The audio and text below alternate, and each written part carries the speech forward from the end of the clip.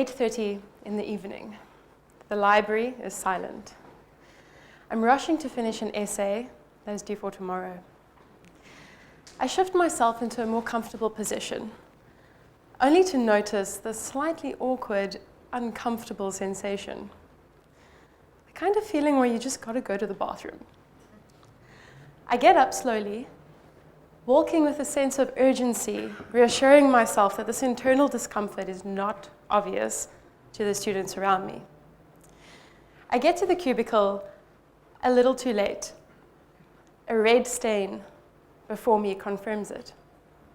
My period has started. It was sudden, completely unexpected, and ridiculously inconvenient. To make things worse, I had nothing on me. No tampon, no pad, no purse to get some supplies. So I did that thing that every woman has done, but we never talk about. Ladies, you take the toilet paper roll and you wind it around your hand to make this industrial wad of absorption. And you nestle it ever so carefully in your underwear, praying that it won't fall out to the side. And you tell yourself, if it does, I'll wash the stains out later. I left that cubicle in frustration. And on my way out, something ironic struck me, quite literally. I bumped my shoulder into a box on the wall, a yellow label with red font that read, "Free condoms." Are you kidding me? We can provide free condoms on campus, but we can't provide free tampons or free pads. Sweetheart, in this moment, I will take a menstrual cup. I walked back to my desk to pack up, wondering how many other students have missed out on academic time due to the inconvenience of their period. So as an entrepreneur, I obsessed about finding a solution to this problem. Later that month, I was listening to a podcast interview with one of my favorite best-selling authors, Elizabeth Gilbert. She described ideas as being alive in their own way, like these little disembodied, energetic life forms with only one desire, to be made a reality. They come up to you and they sit on your shoulder and they go, hey you, you're the chosen one, make me happen, make me a reality. I think this is a really poetic and refreshing way to think about ideas. At the time, I was in first year, and life was just really messy.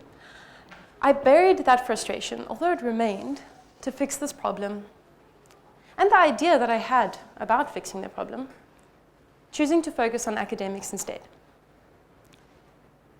I guess the truth is that finding the time, but also the courage, to build the solution I envisioned just felt way too daunting. I acknowledged it was a great idea, but it wasn't mine to have. And like a caged bird, I bid it farewell, and I hoped that it would find somebody else to make it a reality. Little did I know that 3 months from that day, my best friend Londiwe began working on this exact idea.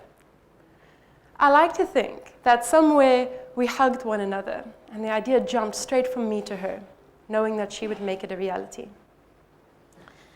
Londi shared her progress with me.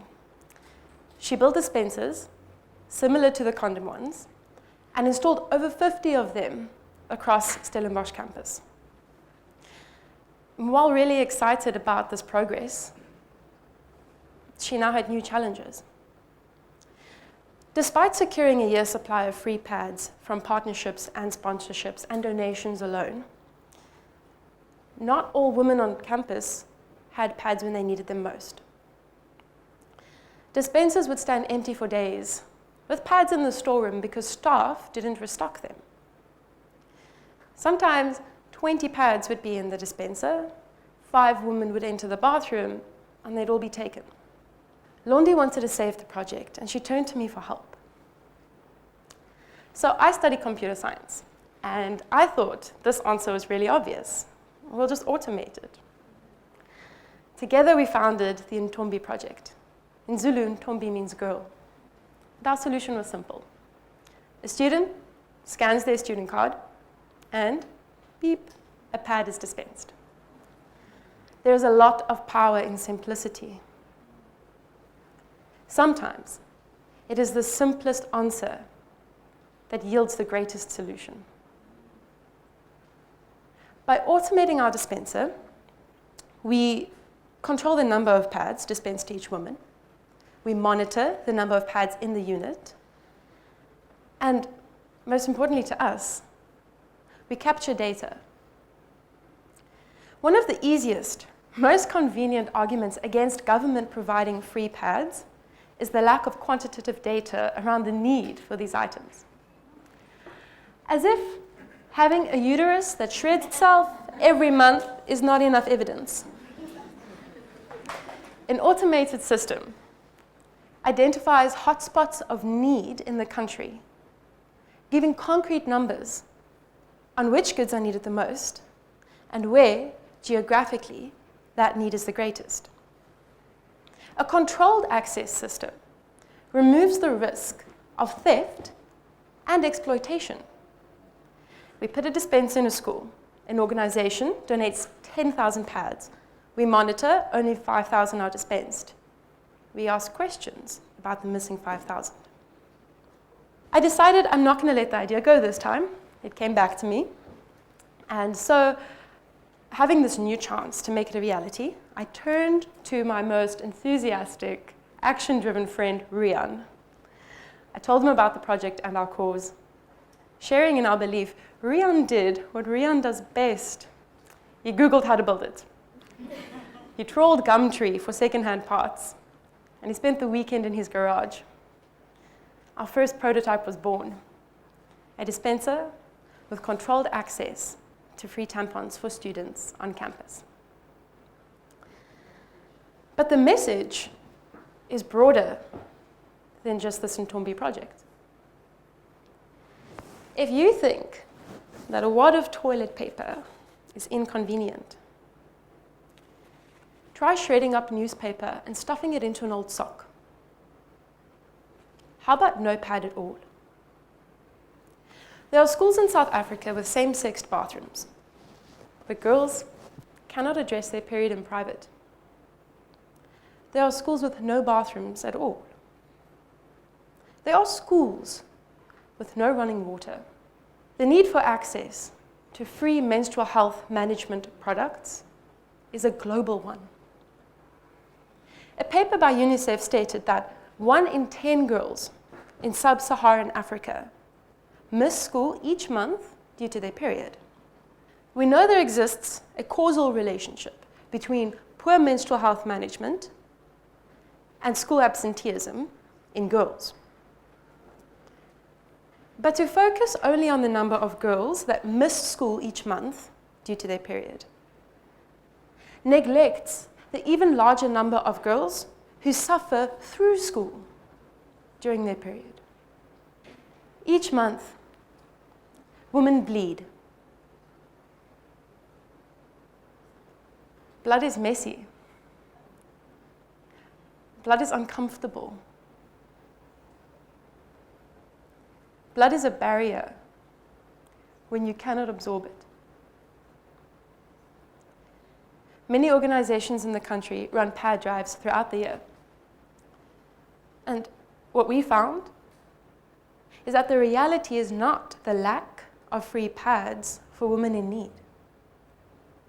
The reality is the lack of managed access to these free items. And that idea speaks to a global issue of inequality. What if inequality is not always about the unavailability of a good, but the inaccessibility of that good? A future of equality starts with fair access to items of basic need. And it's time that we ask ourselves, are we fully exploring technology as a tool for building fair systems for humanity? I want you to imagine the powerful impact that free, accessible sanitary pads can have on a woman's life. I want you to imagine a future where automation solves the logistical difficulties around providing free, basic goods to those who need them.